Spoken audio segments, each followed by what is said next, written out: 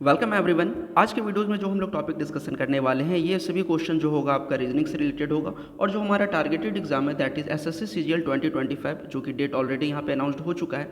और जो आपका मोस्ट इंपॉर्टेंट थिंग है जो भी क्वेश्चंस होगा आपका यहाँ पे इक्विटी पैटर्न पे बेस्ड होगा। साथ ही साथ हम लोग उस क्वेश्चन पे ज़्यादा फोकस करने वाले हैं जो ट्रिकी क्वेश्चंस हो, जैसे कि आप यहाँ पे देख सकते हैं जो आपका पजल रिलेटेड आता है, बॉक्स के रिलेटेड पजल का आता है।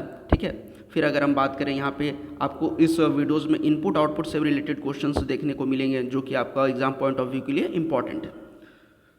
तो चलिए फर्स्ट क्वेश्चन पे आते हैं। A letter number and symbol arranged machine when given an input of later number rearranges them following a particular pattern in every step. Following is an illustration of output, the final step when given an input.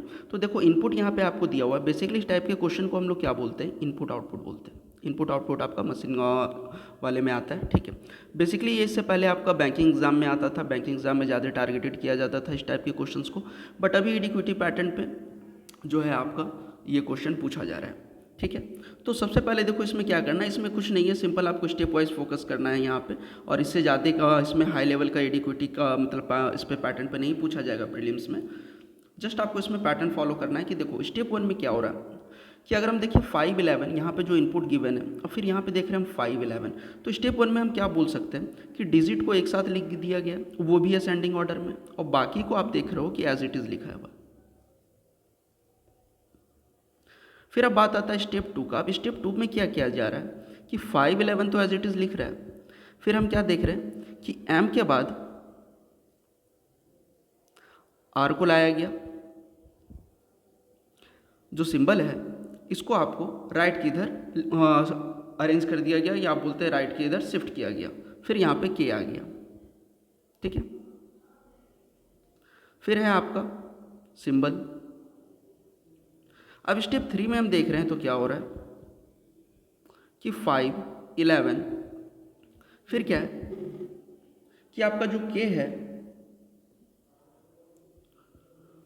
उसको लाया गया, shift किया गया left की इधर, फिर के बाद एम, फिर आर, फिर सिंबल है आपका एम%, फिर है हैशटैग। ठीक है, तो ये हो गया आपका final output according to question. तो देखो एग्जाम में आपसे यहाँ पे क्या पूछा जा रहा है, what will be the output of the given input. Exam में आपसे स्टेप भी पूछा जा सकता है, जो आपका गिवन इनपुट है इसमें ये पूछा जा सकता है कि इसका स्टेप 2 क्या होगा या स्टेप 3 क्या होगा, इस तरह से भी आपसे एग्जाम में पूछा जा सकता है। तो इस पर आपको फोकस करना है कि क्वेश्चन में आपसे क्या पूछा जा रहा है, इनपुट का फाइनल आउटपुट पूछा जा रहा है या कुछ स्टेप पूछा जा रहा है। तो यहाँ पे देखो हम ये कह सकते हैं लॉजिक से कि इसमें लॉजिक्स में क्या हो रहा है कि जो आपका नंबर है, नंबर जो है आपका वो क्या हो रहा है कि अरेंज टुगेदर किया गया, सबसे पहले साथ में अरेंज किया गया। यहां तक कोई दिक्कत? ठीक है, फिर हम क्या बोल सकते हैं, जो लेटर है आपका, ठीक है, वो अरेंज किया गया, अरेंज टुगेदर। ठीक है, साथ में अरेंज किया गया, और वहीं सिंबल को अलग किया गया। दैट मीन्स हम यहाँ कह सकते हैं कि symbol keeped eight the and. ठीक है, और फाइनल में अगर हम देखें तो क्या है, फाइनल में अगर स्टेप 3 में हम देख रहे हैं तो यहाँ से हमें क्या एनालिसिस मिल रहा है, that both number and letters are arranged in ascending order. यही तो हो रहा है, अभी हम लोग यही तो डिस्कस किए कि जो नंबर और लेटर है लास्ट में हमें असेंडिंग ऑर्डर में देखने को मिल रहा है, और जो सिंबल है उसको एक इंड पे रख दिया गया है। ठीक है, तो यहाँ तक कोई डाउट? और अगर आप डाउट है तो आप कमेंट सेक्शन में मेंशन कर सकते हैं। ठीक है, तो चलिए आप क्वेश्चन पे फोकस करते हैं कि क्वेश्चन हमसे पूछा क्या जा रहा है, what will be the output of the given input. तो देखो ये गिवन इनपुट है हमारा, तो सिंपल से हम यहाँ पे लिख देंगे कि पहला स्टेप। तो पहला स्टेप में क्या होगा, according to logic first step में क्या आना चाहिए कि 7, 18 या 3, कौन आएगा सबसे पहले। तो देखो सबसे पहले यहाँ पे क्या आएगा, यहाँ पे स्टेप 1 में हम क्या देख रहे थे कि नंबर आर अरेंज टुगेदर, तो नंबर आर अरेंज, देखो यहाँ पे क्या हो गया 3 7 18, ये नंबर हो गया अरेंज्ड। अब देखो क्यू एल इस सबको एज इट इज़ लिखना था अकॉर्डिंग टू स्टेप, और जो लॉजिक यहाँ पे हो रहा था, ठीक है। अब स्टेप 2 की बारी है। स्टेप 2 में क्या हो रहा है यहाँ पे, फिर हम लोगों ने क्या यहाँ पे देखा था कि letters are arranged together keeping symbol at the end. जो लेटर है उसको साथ में रखा गया था स्टेप 2 में। अभी हम लोगों ने देखा था ना कि लेटर को आपको साथ में रखा गया था, फिर क्या था कि जो सिंबल था उसको लास्ट में रख दिया गया था, तो हो गया स्टेप 2। और स्टेप 3 में क्या किया गया था, स्टेप 3 में हमने ये देखा था कि जो आपका डिजिट है और जो आपका लेटर है मतलब अल्फ़ाबेट वाला, इसको अरेंज किया गया था इंक्रीजिंग ऑर्डर में, या आप कह सकते हैं असेंडिंग ऑर्डर में। तो देखो यहाँ तो जो नंबर है 3 7 18 ये इंक्रीजिंग ऑर्डर में है ही। अब बात आता है क्यू एल एच में, तो सबसे पहले क्यू एल एच में कौन आएगा, that is H, G H I J K L, फिर क्यू, फिर आपका एज इट इज हो जाएगा सिंबल।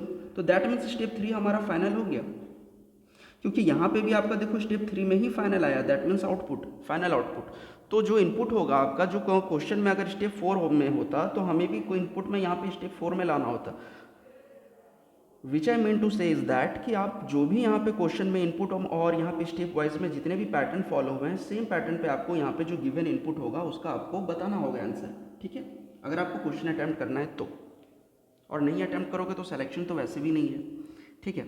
तो देखो स्टेप 3 हो गया इसका फाइनल आउटपुट।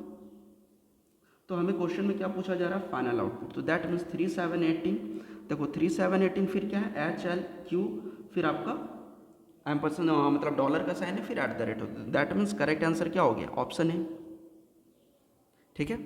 तो होपफुली ये कॉन्सेप्ट आपको समझ में आया होगा। Now move to the next question. अब देखो ये क्वेश्चन थोड़ा सा ट्रिकी है, और आप ये कह सकते हैं कि अगर आपको फर्स्ट गो में क्लिक हो गया तो आपके लिए काफ़ी इजी है, अदरवाइज थोड़ा सा आपके लिए ये डिफ़िकल्ट हो सकता है। देखो क्या क्वेश्चन में बोल रहा है कि इफ़ 78, फिर यहाँ सिंबल दे दिया, फिर 63 इक्वल टू 15, फिर 54 32 22। तो देखो 78 में अगर हम 63 घटा रहे हैं तो 15 आ रहा है, 54 में 32 सब्ट्रैक्ट कर रहे हैं तो 22 आ रहा है।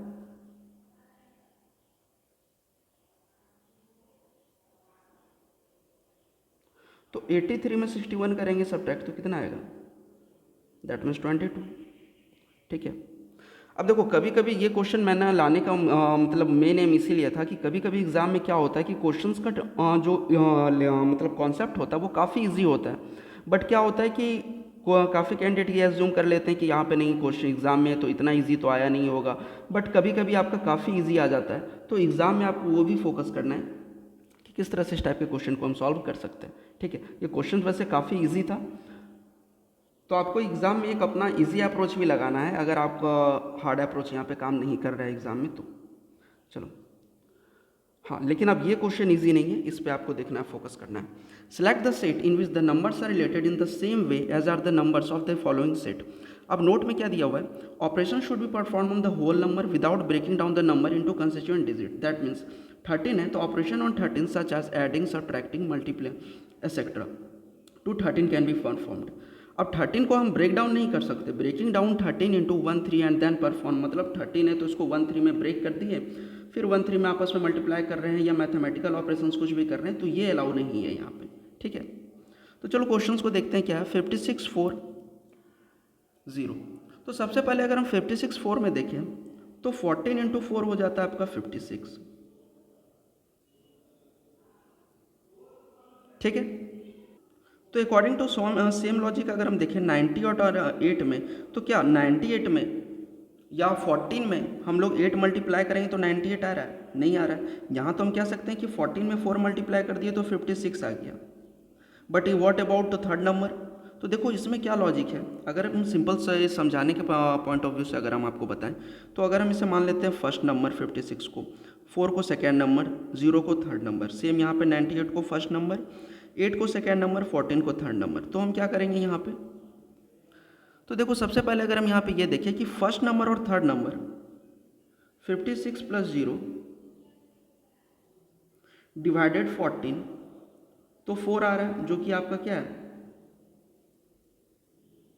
सेकेंड नंबर है।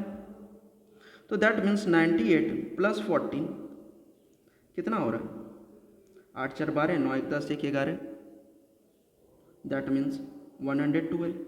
अब 112 को अगर हम 14 से डिवाइड करें,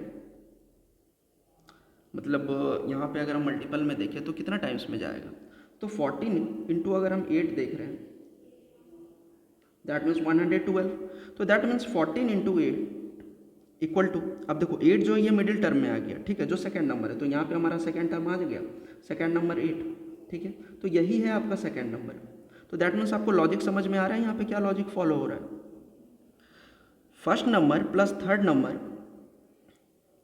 का जो सम आएगा उसमें हम लोग 14 डिवाइड कर देंगे, ठीक है, तो जो वैल्यू आना चाहिए वो आपका सेकेंड नंबर हो, या आप इसको अपने एंड से भी ब्रेक कर सकते हैं। तो देखो बेसिकली इस वीडियो को मैं काफ़ी शॉर्ट रखूँगा, ठीक है, इस वीडियो को मैं काफ़ी शॉर्ट रखूँगा क्योंकि आपका एग्ज़ाम काफ़ी नज़दीक है। तो जस्ट आपका रिवीजन पर्पज़ से कि आप 5-10 मिनट में जो एक कुछ इंपॉर्टेंट ट्रिक्स है उसे आप रिवाइज कर लें, ठीक है। तो अब आपको यहाँ पे सेम बताना है कि कौन सा इसमें सेम लॉजिक फॉलो हो रहा है, ठीक है। तो देखो 70 और 50 में हम यहाँ पे देखें तो दैट मीन्स 70 प्लस 0, तो हम ये जान रहे हैं कि 14 में अगर हम 5 मल्टीप्लाई कर रहे हैं दैट मीन्स यहाँ पे 5 सेकेंड नंबर है, तो हो गया 70, तो ये हमारा फॉलो कर रहा है। तो अब ऑप्शन बी सी भी हम चेक कर लेते हैं, बी सी डी। तो देखो 84 प्लस 0 दैट मीन्स 84। अब 14 में हम कितना मल्टीप्लाई करेंगे, अगर 14 में हम 16 मल्टीप्लाई करेंगे तो 84 तो नहीं आएगा, तो दैट मीन्स ये फॉलो नहीं हो रहा है। सेम लॉजिक आपका सी में देखते हैं, 112 28 140। अब देखो 14 में अगर हम 11 मल्टीप्लाई करेंगे तो 140 तो नहीं आएगा, तो दैट मीन्स ऑप्शन सी भी फॉलो नहीं हो रहा है, ठीक है। फिर डी देख लें, 91 17 7 1 8 9 1 10। तो अब क्या 14 में हम 7 मल्टीप्लाई करेंगे क्योंकि 14 में हमें वही मल्टीप्लाई करना है जो कि आपका सेकंड नंबर गिवन है, तो that means 7 into 4 28 carry to 98, तो that means B C D भी फॉलो नहीं हुआ। तो करेक्ट आंसर क्या हो गया हमारा, ऑप्शन ए।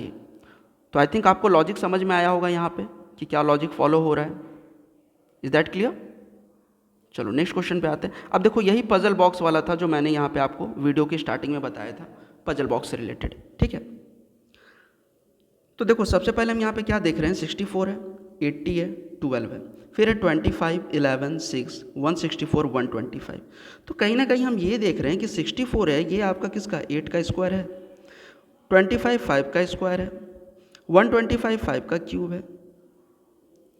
तो एक बेसिक अप्रोच हम यहाँ पे ये लगाते हैं, दैट मीन्स क्या कुछ एडिशन का यहाँ पे कॉन्सेप्ट आ रहा है क्या, दैट मीन्स ये दोनों को यहाँ पे कॉलम में अगर हम करें दैट मीन्स 64 प्लस 25 तो आपका कुछ वैल्यू आ जाए या फिर वो उसका स्क्वायर हो जाए।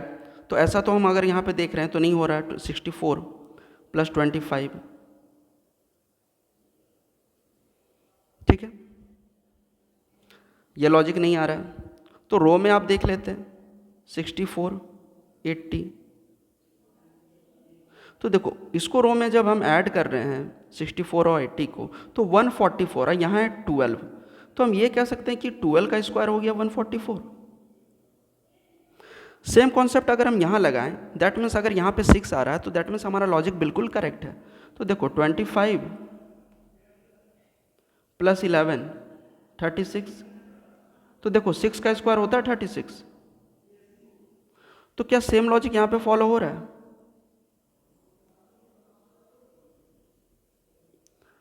Five plus 4 9 6 plus 2 8 1 plus 1 2। तो देखो 289 ये किसका स्क्वायर होता है, 17 का स्क्वायर, तो दैट मीन्स करेक्ट आंसर क्या हो गया 17। और ये क्वेश्चन आपका बेसिकली आपका मॉक टेस्ट में दिया हुआ था, ठीक है, बॉक्स वाला, तो मैं सोचा कि आपके लिए इंपॉर्टेंट होगा, तो ये क्वेश्चन आपका इसलिए मैंने यहाँ पे बताया बॉक्स वाला। बाकी कॉन्सेप्ट आप देख सकते हैं, ये कॉन्सेप्ट आपके लिए क्वेश्चन थोड़ा नया है आपके लिए और एग्ज़ाम पॉइंट ऑफ व्यू के लिए इम्पॉर्टेंट है। इनपुट आउटपुट वाला भी क्वेश्चंस, ये तो क्वेश्चंस काफ़ी इजी हो गया, बट मैंने एक बार आपको प्रैक्टिस करा दिया थोड़ा, ठीक है। फिर हम लोगों ने यहाँ पे आपका ऑड वन आउट देखा, फिर आपका पजल बॉक्स वाला रिलेटेड क्वेश्चन देखा। So thank you for watching, मिलते हैं नेक्स्ट वीडियोज़ में। और आपको कोई डाउट है और अगर आप भी कुछ यहाँ पे टॉपिक पे क्वेश्चंस प्रैक्टिस करना चाहते हैं तो आप कमेंट बॉक्स में मेंशन कर सकते हैं, और आप मुझे अनअकैडमी पे भी फॉलो कर सकते हैं, लिंक आपका डिस्क्रिप्शन बॉक्स में गिवन है। Thank you for watching and best of luck.